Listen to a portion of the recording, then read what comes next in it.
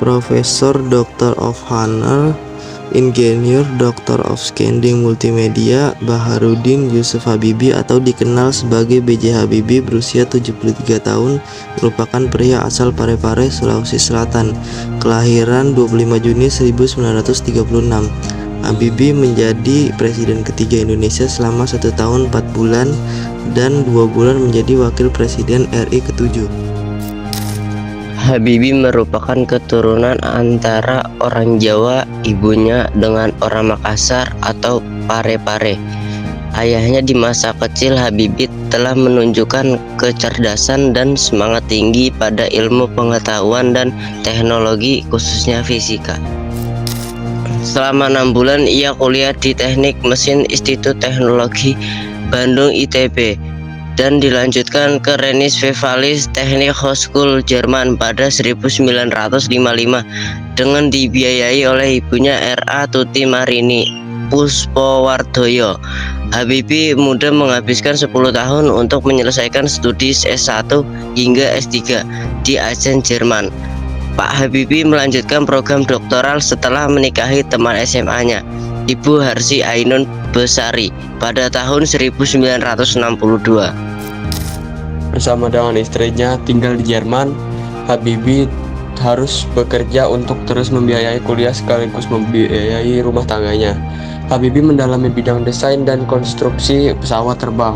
Tahun 1965, Habibie menyelesaikan studi S3-nya dan mendapatkan gelar Doktor Insinyur Doktor Teknik dengan indeks prestasi summa cum laude.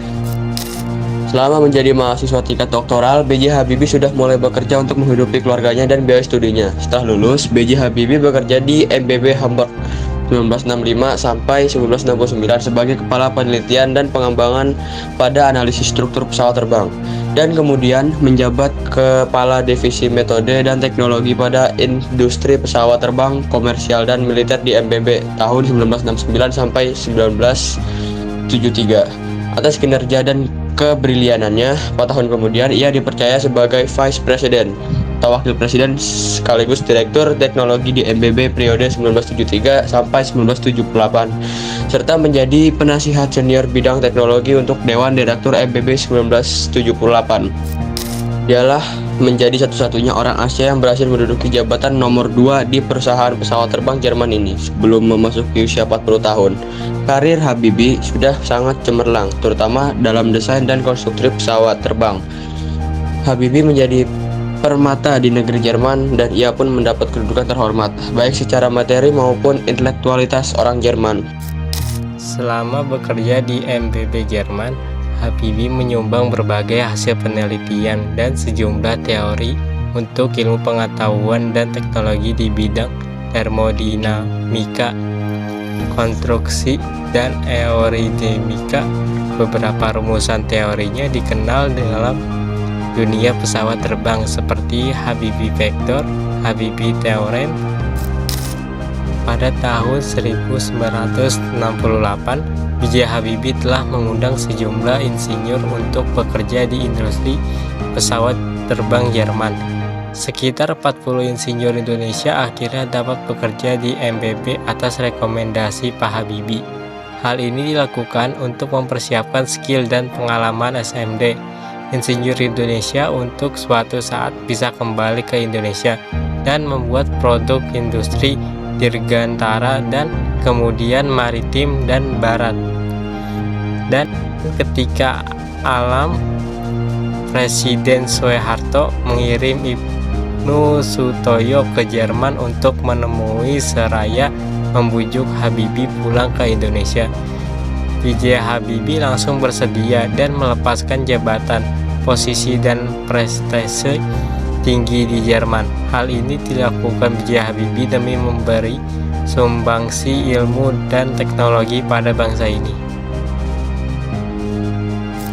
Pada tahun 1974, di usia 38 tahun, B.J. Habibie pulang ke tanah air.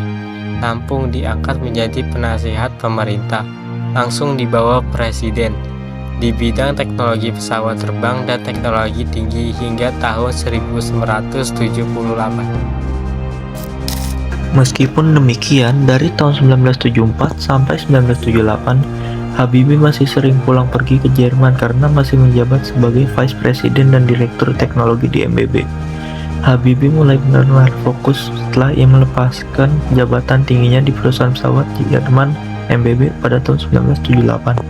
Dan sejak itu, dari tahun 1978 hingga 1997, ia diangkat menjadi Menteri Negara Riset dan Teknologi atau Menristek, sekaligus merangkap sebagai Ketua Badan Pengkajian dan Penerapan Teknologi BPPT. Pada era pemerintahannya yang singkat, ia berhasil memberikan landasan kokoh bagi Indonesia.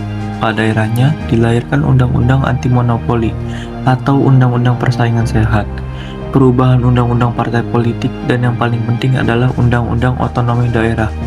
Melalui penerapan Undang-Undang Otonomi Daerah, inilah gejolak disintegrasi yang diwarisi sejak era Orde Baru berhasil diredam dan akhirnya dituntaskan di era Presiden Susilo Bambang Yudhoyono. Tanpa adanya Undang-Undang Otonomi Daerah, bisa dipastikan Indonesia akan mengalami nasib sama seperti Uni Soviet dan Yugoslavia. Setelah ia turun dari jabatannya sebagai presiden, ia lebih banyak tinggal di Jerman daripada di Indonesia. Tetapi ketika era kepresidenan Susilo Bambang Yudhoyono, ia kembali aktif sebagai penasihat presiden untuk mengawal proses demokratisasi di Indonesia lewat organisasi yang didirikannya, Habibie Center. Rasa cintanya yang besar pada mendiang istrinya, Ainun, dia tuangkan dalam bentuk buku. Dia menulis buku yang berjudul Habibie dan Ainun. Buku ini dibuat untuk almarhum istrinya. Buku tersebut berisikan mengenai kisah cinta sang profesor dengan istrinya. Buku tersebut setebal 323 halaman. Itu menceritakan mulai dari awal pertemuan Habibie dan Ainun sampai akhirnya Ainun menghembuskan nafas terakhirnya karena komplikasi penyakit pada 22 Mei 2010. Habibie menghitung masa hidup bersama Ainun sejak menikah pada 12 Mei 1962 selama 48 tahun 10 hari.